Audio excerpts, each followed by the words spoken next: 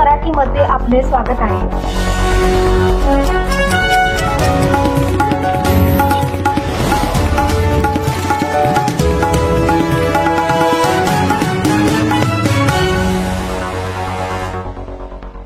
मी कालपासून थोडं बातम्या ऐकतोय की अंबेजोगाईच्या हॉस्पिटलमध्ये काहीतरी बनावट औषधं आली, एक्सपायरी डेट झालेली औषधं घेतली आणि त्या ठिकाणी आरोग्य विभागाचा गलतान कारभार।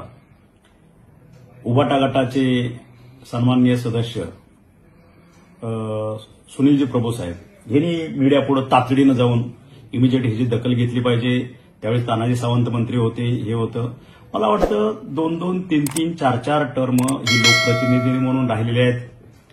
त्यांना महाराष्ट्रामध्ये पोर्टफोलिओ किती आहेत, कुठला पोर्टफोलिओ कोणाकडे आहे, कुठले हॉस्पिटल कोणाकडे आहे, आरोग्याच्या अखत्यारीत कुठले हॉस्पिटल आहेत, पुन्हा तुमचं वैद्यकीय शिक्षणामध्ये कुठले हॉस्पिटल आहेत।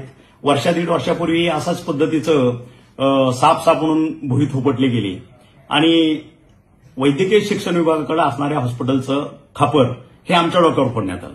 आणि आज ही खऱ्या अर्थानं बघितलं तर नवीन सरकार आलेलं आहे, नवीन सरकार प्रस्थापित झालेलं आहे आणि ह्याच पद्धतीचा परत एक बवाल करून परत मीडिया पुढे जायचं इतकी घाई की निदान 5-5 टर्म झाल्यानंतर तरी माहित असलं पाहिजे की कुठला पोर्टफोलिओ कोणाकडे, कुठल्या पोर्टफोलिओ खाली कुठले हॉस्पिटल आहेत। माझी कृपया त्यांना विनंती आहे की आपण माहिती घ्यावी। हा विभाग वैद्यकीय शिक्षणाकडे हे जे हॉस्पिटल आहे अंबेजोगाईचं, त्या ठिकाणचे मेडिसिन्स वगैरे जे असतील ह्या वैद्यकीय शिक्षण ह्या विभागाकडे येतात आणि त्या खात्याचे सन्माननीय मंत्री कोण आहेत ते आपल्याला माहिती आहे।